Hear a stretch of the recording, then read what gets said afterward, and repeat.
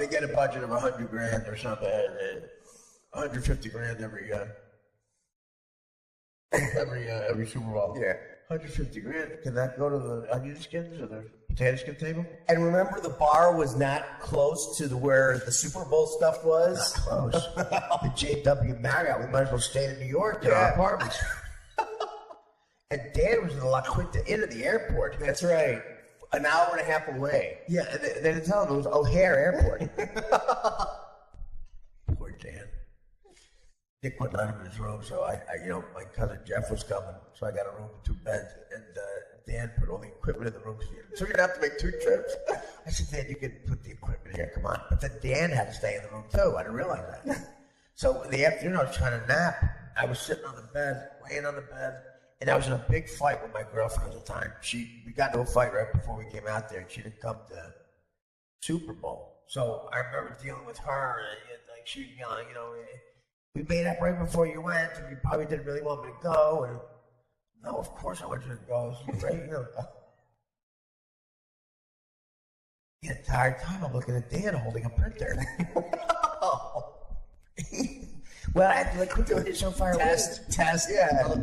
The liquid is so far away. Can I just put my stuff in the room? Well, I can, but you have to be in the room too. Well, I don't want to go back. Artie's gonna call. I understand a lot of logistics and I'm working. So we get the call that they want to screen because we're in Indianapolis, the Dan Patrick Show has done a parody of Hoosiers. I'm going to repeat that. The Dan Patrick Show has done a parody of Hoosiers, the great movie with Gene Hackman. Basically, the Klan has a basketball team.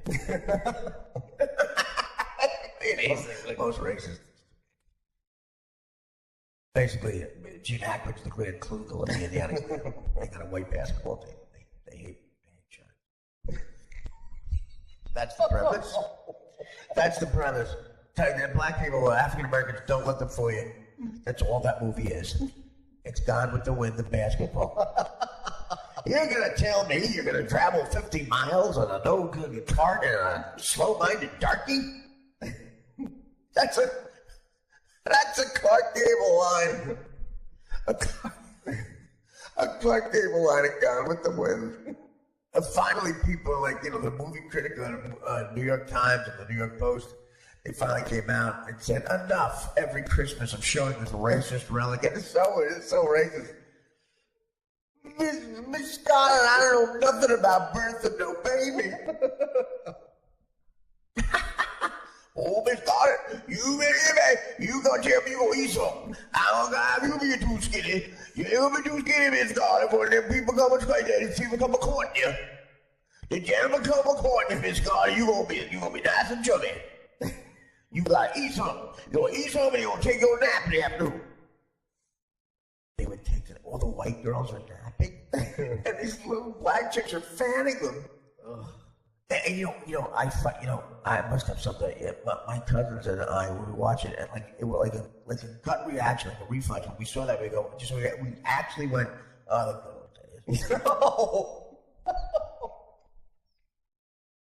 It was a time when it was simpler. It was a simpler time. A much simpler time. Oh, Miss God, you get your food. And the black guy lived in the house. It used to call the house N-word. That was an house. I would that'd be disgusting to say here. The house there. But that's what they called him. But that guy was so insulting, so racist, like a cartoon. He was like Foghorn Leghorn, but less articulate. Like Thanksgiving when they're broke. Come here, you rooster. You's the last rooster in all of Georgia. And them white folk gonna sit down and Thanksgiving, they're gonna eat you. I'm gonna chop your head off. He's out there running around in the rain. How are you not doing this on stage? Well, Miss Scarlett is... Yeah, right, this is the last on stage. Fucking millennials will be like, what are you doing? This is terrible. This is my stage. The podcast is my new Carnegie Hall. Thank you.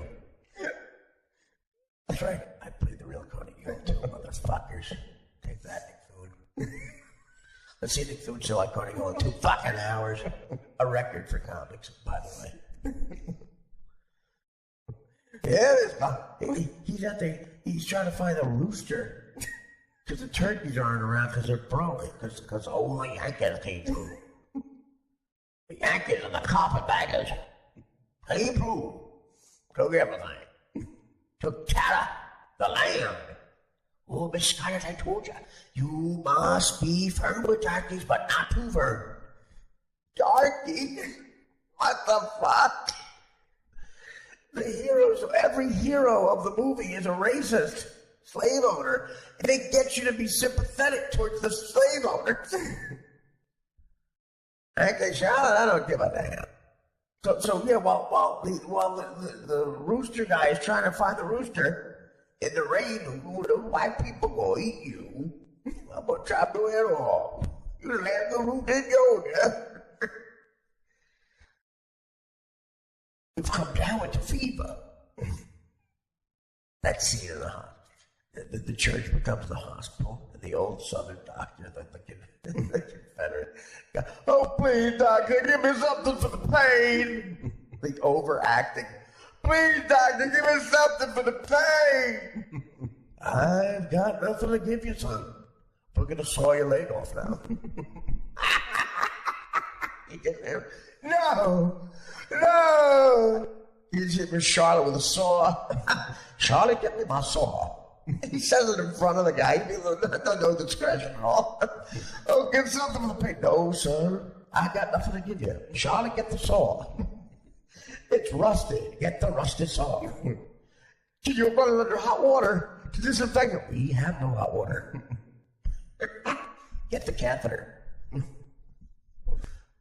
Can you give me a separate catheter? The saw is going to be your catheter. Oh! After we saw off your leg, we're going to take the rusty blade off and shove it in your cockhole. And that's going to be your catheter. Hey, Charlotte, get it for me. No!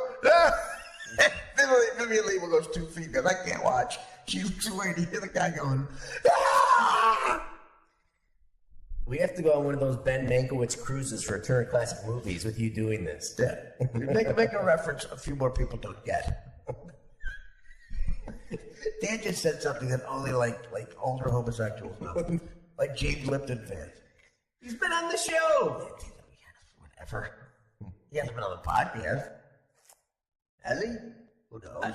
We've done 4,000 hours of shows. Literally. 4,000 hours of a podcast. Sorry, guys. Are we ripping you off still, ass dick? 4,000 hours of fucking shows. I'm starting to feel taken advantage of. I feel like they're shitting in our mouths. Yeah, me too. I feel like Artie's taking a shit in my mouth. I'd love to do that. You've had full days, and then, at 1 o'clock in the morning, we're doing a podcast because we love you people. Yeah, cut that out what you just said. That's so fucking disgusting to me. Pandering. I'm kidding. By the way, HBO's new documentary is on the photographer Robert Mapplethorpe. There could not be a more overrated, disgusting dicklick than Robert fucking Mapplethorpe. He was hailed as a genius by people. He basically took guys to his apartment in Greenwich Village in the 60s and 70s, tied their balls up with a belt, and took a picture of it. And he got famous because of people's reactions to it. Some people went, that's gross. And then they said, freedom of speech. And he was considered a genius. The guy would basically torture people and take a picture of it. Guys used to fuck him. I told Robert that I'm a model. You're not putting that on my cunt. Yeah, I had the operation. Robert would, the first time I saw Robert stuff his fist in a penis hole. He would lube me up and shove his fist in my penis hole and take a picture of it. It wasn't best disgusting piece of shit. Could HBO get a little more liberal? Oh, by the way, I love HBO. I'll be on the show. Oh, yeah. Got it regular. Should we edit that out? No, I don't care. No one wants it.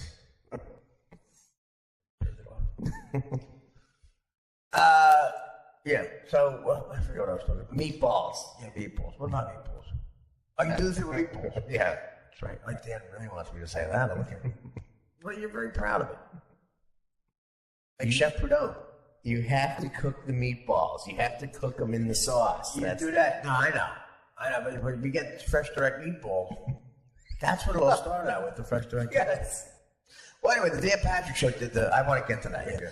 150 grand, and they did a parody of Hoosiers. I still don't know what the fuck I watched. Dan has the sunglasses on or something, and the Danettes are cutting down the nest, and he looks at it, and it's terrible. It's very disconcerting.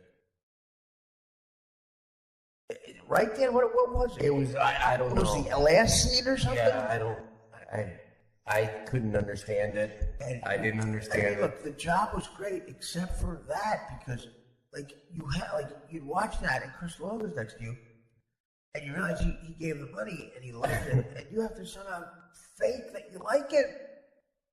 So then you had to fake around Chris Long that he had a nice watch on, and that you liked what Dan Patrick. Nice watch, man. And Dan Patrick thing, holy shit. Did you send that to Lord Michaels? He might use it. He might hire you to be like the Albert Brooks of the short film. You should have instead of filming that's one option, the Dan Patrick and the Hoosiers thing. Another thing you should have filmed is you burning $150,000.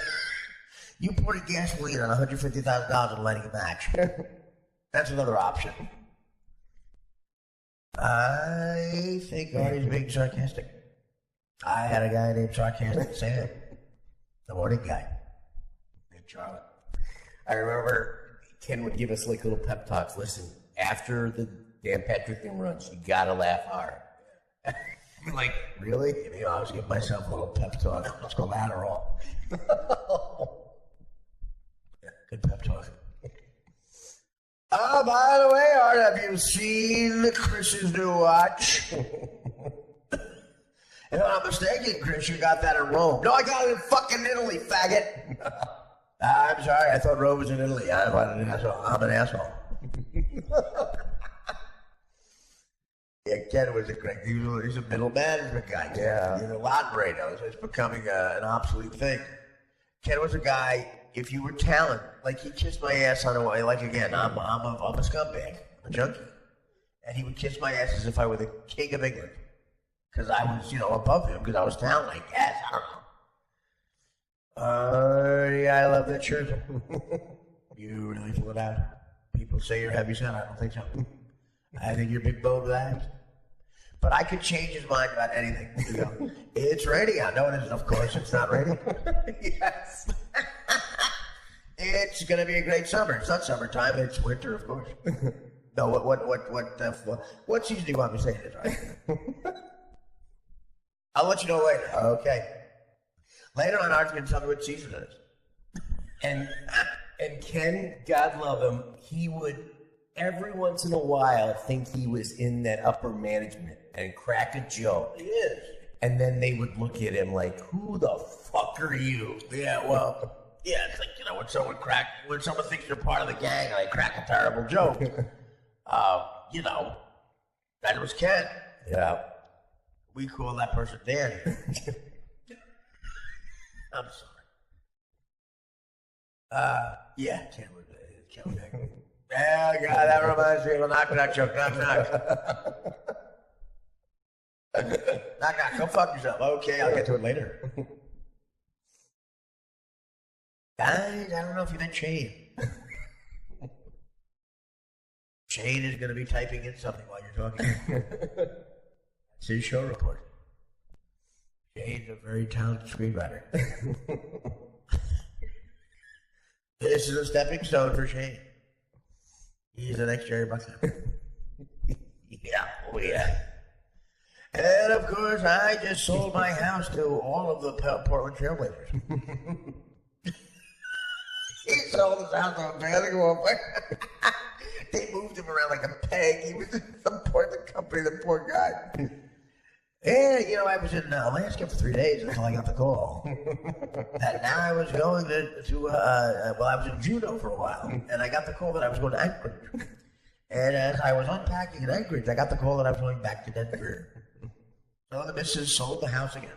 And as we were unpacking the China in Denver, they told us that was a coincidence because I was going to China. And my wife jumped out the roof. Yeah. But anyway, the meatballs with DirecTV.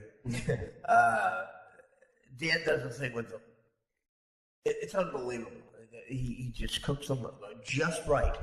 Matter of fact, we have been there. Yeah. Let's take a break to do that. I'm kidding. No, he really didn't. Dan hates working. Oh, yeah. This is too much work for him. Well, I get he grew up telling people to work. Yeah, sure. Overcompensating. Yeah. My 4 jobs that I had. I can't. Like Anderson Cooper has to work. He doesn't have to work. Oh, yeah. He's working. So the new open is going to be Dan with a disgusting coffee slurp and me sneezing. Oh. You gotta put the mic closer.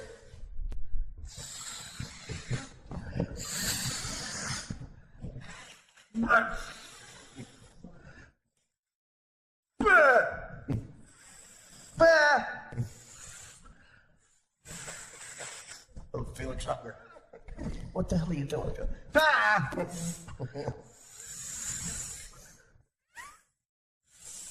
We're a public place. What the hell? That scene in the movie. Oh, it's so funny.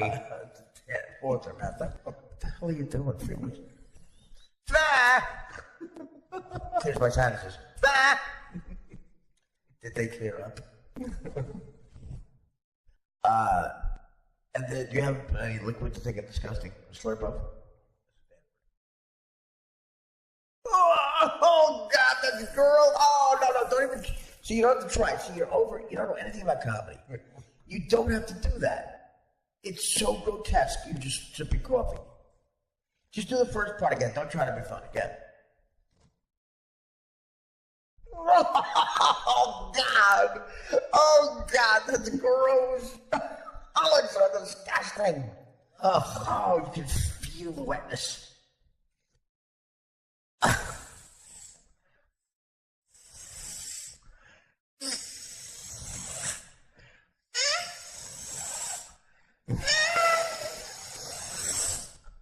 Dan slurping and then into that's our where everybody knows your name. Oh God! Oh, I can't take it. I haven't eaten for weeks yet. Oh, yeah. Okay, so anyway, the reason we're doing this little thing here. You people on the internet. You think Mark Maron is going to do the drinking and the snot rag? No way. No, because he's got $1 billion. It's all about timing, baby. So anyway, the people on Twitter are so, they listen to the old Stern show. They play them constantly. And a lot of the early shows are 2002, 2003, I guess, are being played now. And these people send me stuff these bits that they always laughed at and that mean so much to them. And it's so touching to me. These people remember where they were when they heard it first, and the laughs like this, thanks for the laughs, and it got me through hard times. That means so much to me, man. It does. Not as much as the money I made doing this, but no, I mean honestly, guys, it doesn't fall up, deaf ears. I really appreciate these tweets, and I forget some of this stuff. I was here, almost a decade. It's very, 5 hours a day, but it was so much fun. And in the early days, we had guests on that were, not Gwyneth Paltrow, but Courtney Love came in, and again. I remember this because I also talked about it on Conan. I did Conan a week after, or less than a week after what you're about to hear. And I told the story on Conan. And it was Courtney Love came in and we sort of, that was a great thing. We thought of bits on the air. It never nothing was rehearsed. It just kind of organically happened on the air when we were talking. And when guests would come in all fucked up, there were a lot of guests who would come in drunk back in those days, and even celebrities. And I used to do a thing where they would seem incoherent.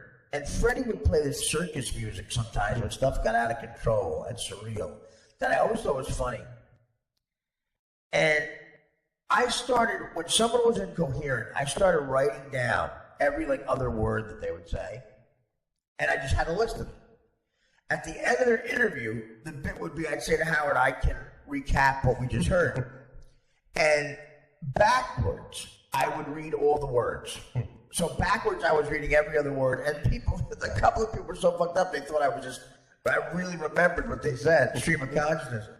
And Freddie, the genius that he is, after a couple times realized it's funnier with that circus music. So he added the circus music in the back of me doing that. And it was one of those bits that made Howard just fall laughing. It was so fun to see that. And he would wait for it. And it was one of our favorite things to do. And after doing it for a couple of times, Courtney Love came in, and I remember saying to myself, God, if she's drunk, this will be the Babe Ruth of these bits. Sure enough, she's loaded.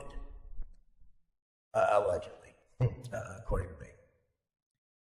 And she rambled.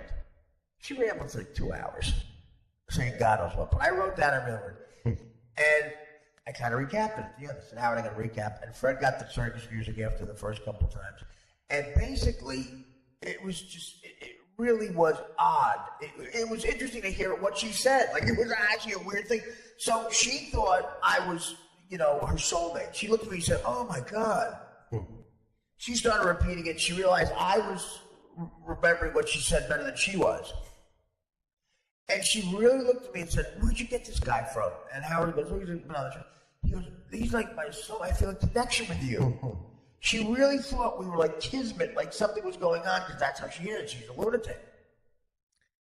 And at the end, it was one of those times where Howard was trying to get off the air. He had to leave the air, and finally he ended the show. But in the end, Howard described what had happened. She came around to the back to hug me and started kissing me.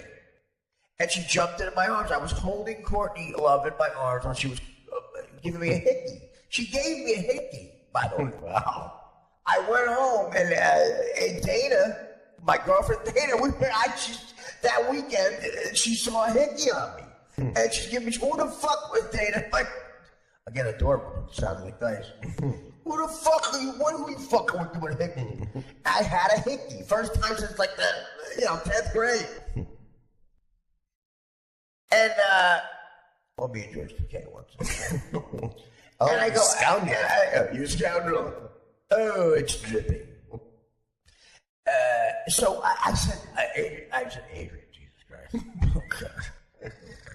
I said, Dana. I said, Danielle. Oh, my God. I said, Dan. Oh, my God. There's been Dan, Dana, and Danielle in my life. Oh, my God. Wow. One of them got pregnant. Take a minute.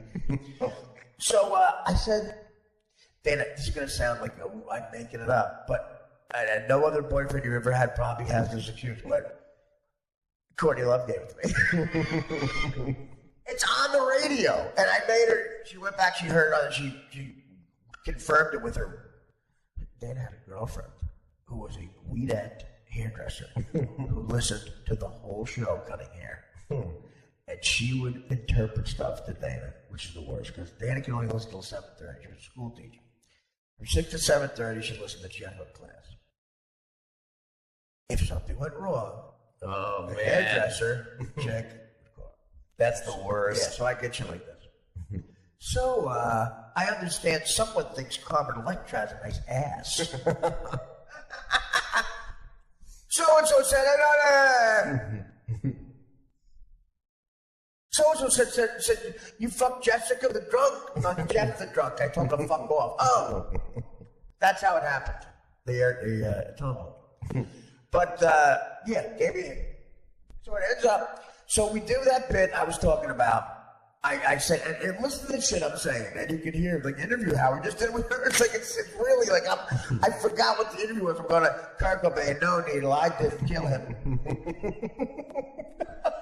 And the interview that it led to on Conan, I got a cease and desist letter. from a lawyer claiming to be Courtney Love's lawyer because on Conan, retelling the story, I thought this was a great off-the-cuff one-liner, and they aired it, but apparently a lot of people didn't like it, like her lawyer. He said to me, how did you find her? Did you find her smart? And I said she was smart enough to kill a genius. And it got a ooh and a laugh and applause. It got a great reaction. And, apparently Judd Apatow wasn't listening.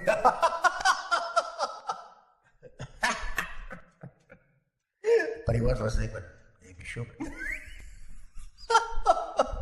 took her hand and escorted her to the front show business.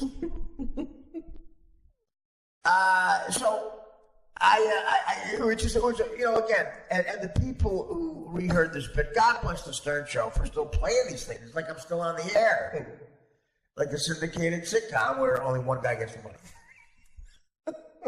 But people still hear it, and I cherish it.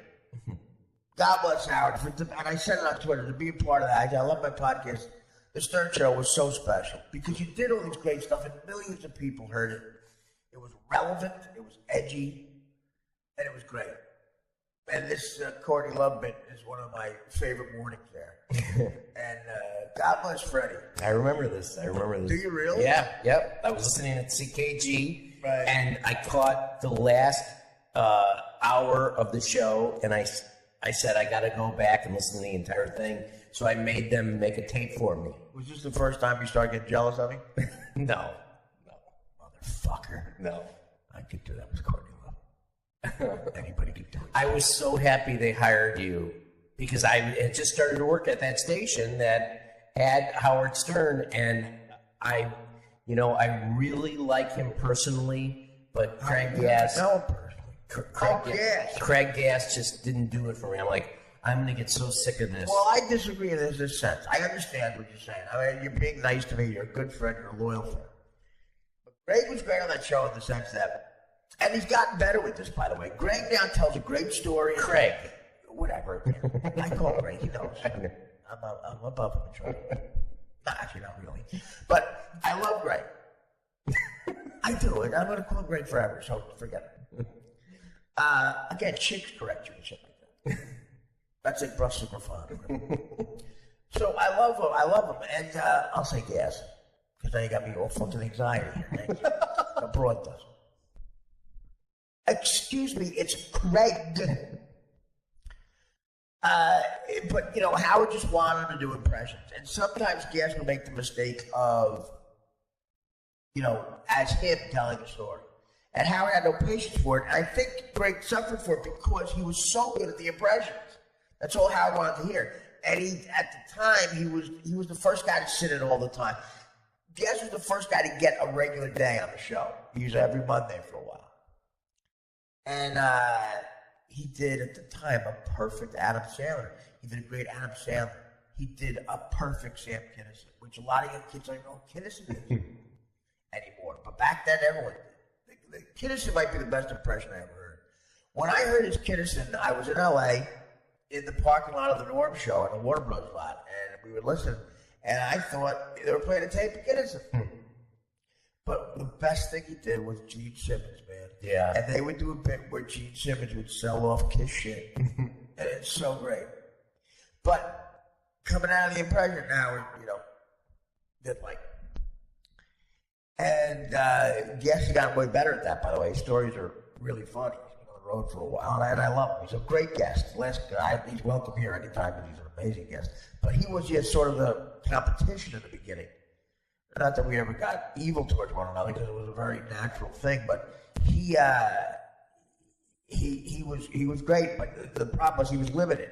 Like, in other words, I couldn't do impressions anywhere near as good as him. My impressions were more like they got in the ballpark and they were kind of funny because they would pick. My impressions were like the way Phil Hartman did them. Like, you pick a certain thing and a quirk, and right, you go nuts with it. But his were dead on and funny. And that Gene Simmons bit one of the funniest things they ever did. But it's limited because to sit there all the time with your mic on all the time, not that Howard really wanted that to be the case, you need to be yourself a lot. And a lot of these comics don't like being goofed on. You need a thick skin. Because you're going to get goofed on. I had that in spades. You need to have a lot of loser stories to be goofed on about. It was a whole different, perfect storm of shit to get that job. And I had a little fuck-up rate thing. Right, too. But I don't say I disagree, though. I think Gas was amazing. And, but limited because of the impression thing. I was because I was a loser with a lot of those stories. So it was the greatest time ever to be there, to reach that many people. Like, this podcast is so much fun, but, you know, I do it for Monica and Butcher Place. And by the way, I don't care. I'll do it for you guys every time. By the way, another big thing. We are absolutely... Dan, you want to plug the Stress Factory show? We're such boobs. We do nothing right. This show's a microcosm of me. You know what, Dan? Here's what I want to do the next show. You have to go back at the tape review, all enthusiastic plugging this stuff. Okay, please? Good. And knowing how it turned out, I'll fire your ex. Nobody bought tickets for the show. Well, because it was the time. Whatever. That's not what we were thinking when we planned it. No, Dan, you went, people buy tickets. I brought that up. And then right here you went, no. Oh, yeah. You asked Vinny Brand, the restaurant manager was on a speakerphone. He goes, "Oh, everyone will come at 3:00." She was like, "What the hell?" Nothing's his fault. No, ask Vinny. I'm not blaming you for this, but you were way for it. I wanted to do a remote. Yeah, absolutely. There's no Seth Bellini guy. You're a big star. He just bullshits me. You're a bit Bellini hot. They're gonna buy fucking tickets, dude. I probably could do 2 shows. They're gonna buy tickets. It's so great to hear someone so wrong. And of course, Dan wants to, we'll say there's technical difficulties. What an insult to you people that is. I said that they were not insulting the audience. Technical difficulties. It's a very compact thing we're doing. I'm big amongst a few people. The truth of the matter is I'm not that famous. Nobody bought tickets. 20 people, I think 10 were my cousins. And they wanted comps. So we got to play those with those Dan going. But like, he would cut me off. He'd go, "By the way, gotta say, big show Friday, Art. Stress Factory, live remote." Oh, we got to play them. You know what, Dan? Write that down. Do not forget to do this. Okay? Okay. Look at his face. I'll damn get it. He got a sniper. How embarrassing. When you had your diabetic peas, that's what I would talk about. Yeah, by the way, can't wait. Cannot wait. Oh, damn, you can pull that too. Pull those too. Oh, you better get there early. Because we are. At 1 o'clock. We're actually worse than Margaret Cho there. At least she showed up. People bought tickets. Margaret Cho. People said, "Did you hear about Margaret Cho? She wasn't funny on stage." I'm like, "What's the story?" So, when you guys send this stuff to me on Twitter, what we're going to try to do is, because it's YouTube, we'll button some of the shows with these things. We're starting to do it. Somebody sent me a compilation of me fucking with Eric the Midget, which is so funny. It's me fucking with Eric the Midget 10 times in a row. That's me and Ralph having a goofy exchange. And it's a throwback to the old show. And it's hilarious. So we're going to get to that, too. I got to find that on Twitter, but this is new. So we're going to end this one up. The latest Dave Juskow show. Love Dave. A lot of people love him on the internet, too. And, of course, big discussion on Reddit about who's funnier, Gino or Juskow. Gino Visconti apparently reeling from the review from Sharon Houston. The entire crew reeling from the Houston review. Audie, she was out of line. Audie Stacy Pushman's a friend of mine. She's amazing. And I did an hour. Mike did 3 minutes. I did 7 minutes. He said an hour. I did 4 minutes. There's a picture someone sent us. I'm like, on stage. Okay, the Melrose Improv, the Hollywood Improv. I've been there a million times. I've performed there. It's not a huge room. So if it's empty, it's kind of like evident. Mike is on stage. Okay. And he's got his beer up. He's got a weird looking smile on. It looks like a guy who just got hit by lightning. And swelled up. And I'm looking at him like, and basically, here's the look he has on his face. You know in Animal House when the horse has a heart attack? Yes. In Hank Warmer's office? Yeah, right. Yeah. And when they slow motion the horse, like, that's what Machete's face looks like. Machete has that look on his face. The horse having a heart attack in Animal House. And in front of Mike, in a club that holds about 110 people, are 4 glaringly empty seats. Oh, like they're so empty. Like the stuff in the middle, the salt and pepper shakers have not been touched. Everything's exactly where it should be. Everything exactly where it was when they set up from last night's show. Not a human being has been near those seats. And you don't even see a knee from another person sitting on it. It looks like all of the front is like empty. And Mike's there like, oh, people are cruel. But we'll get to that too. But you guys sent me a lot of these clips, and you watch the listen to the reruns. I can't do it; it's a little too close a little too emotional for me. But I love that you guys love it, and that you send it. So we'll start doing this every once in a while. But here to enjoy what I heard on Twitter. For you people who might be younger and never heard this is from 2002. No, 2003. This is almost 14 years ago. 13 years ago. Unbelievable. We're about to hear. It's Courtney Love on the Stern Show. And me doing that bit I talked about at the end of her interview where she was rambling. And Fred Norris with the Surgeon Music and Genius, Fred Norris. And G writing jokes in the back, and Howard Rock being genius in the back. He basically ruining Dan's life. Joey McDan always dreamed of. And me listening in Chicago. Yes, as a rich kid. Right out of prep school. Yeah. Take care, whenever. Enjoy this, and then we'll see you in the next podcast. Take care, whenever. What's your order? Here. Answer me. This isn't just a sexist thing. You ask me questions and then you answer them. Okay, I'm gonna shut up now, Judge. I don't even know the question. All right, listen. The question Tell me is, a question on it. this is not just sexist anymore. You're an Sexist archetype, Martha. Young, Freud. Kleenex, ecstasy, not judging, my own love, no lipstick, collagen, breast real, little part, bottom, Mexican boots. Dog died, ate my implant, stretch breasts, unacceptable, 30 girls, Wendy, sex with, black man, move like Uggers on Facebook. Standards, values. So tight, Kegel exercise, take a breath, let's crawl, Io, what was fathers, LSD, don't want, bring hang, custody, riding horse, Kathleen Schwarzenegger.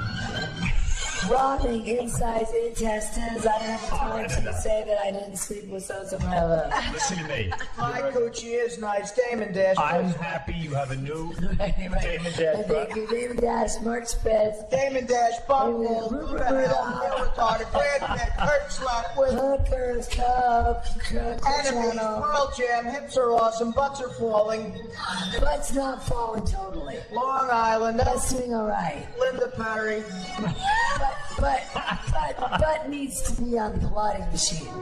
You look damn good. Patted Samantha, Jessica System, Hydronias, Jessica Simpson. Chris Melt, Brazil.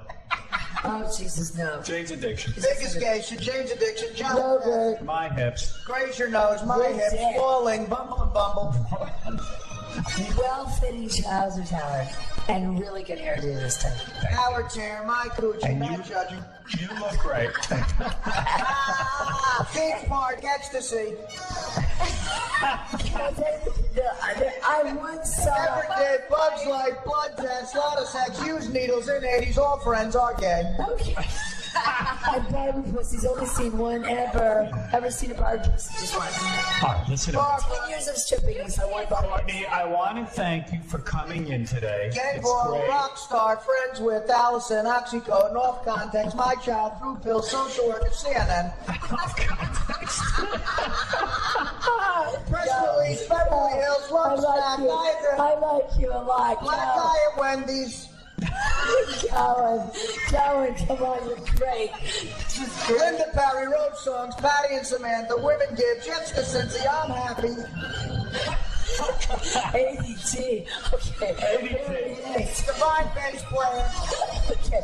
Wait, Fairy, Emily what? Fall, spring, autumn, blossom. Emily, not long, every year, Ellis, father gave LSD when I was born. Right. Martha, sharpshooter, standing by. I could talk to you all night. Lilac, sharpshooter, Sit Judge. down. I can Somebody get you talk that to Chelsea. Judge was archetype Martha Stewart. Judge was, let's go a little bit, Judge. Imperious judges are. Not sexist, hope they stop picking on you. Archetypes, Martha I get Stewart. midnight. All right, I got to go. You guys can sit here and talk. Martha Stewart took me to flower shop, very nice. I want to thank you. He just introduced me to my soulmate. She's gonna marry You can ride with him. Dance for you, hips are, butt's falling, hips are falling, high speed.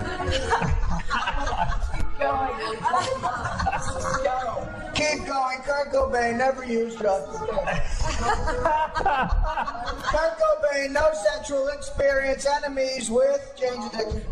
Supermodel. You found yourself a girlfriend, Artie. Supermodel, Jane's Addiction, Pearl Jam, used needles in the 80s. Caps and labia, surgery. This is great. This was one thing I to want to 11. thank Courtney Love for coming in today, Robin, Or not. And take that versus. who is over in Artie's, climbing on Artie. Left side by side. We're standing up. It was a great show today, a lot of fun. Give her some sex, Artie. This dedication. Pull her panties down and do it. Like listeners, sensible and stuff. All right, Ryan going. It's Internet, Jewish. Artie is picking up Courtney Love's Not fun. Jewish, Catholic, Ritalin, Kathleen, Schwarzenegger, riding a horse with my kids. The tombs. Not Tombs. All right, we're going to go and thank you, and we'll see you tomorrow. America's sweetheart, Courtney Love. Courtney Love.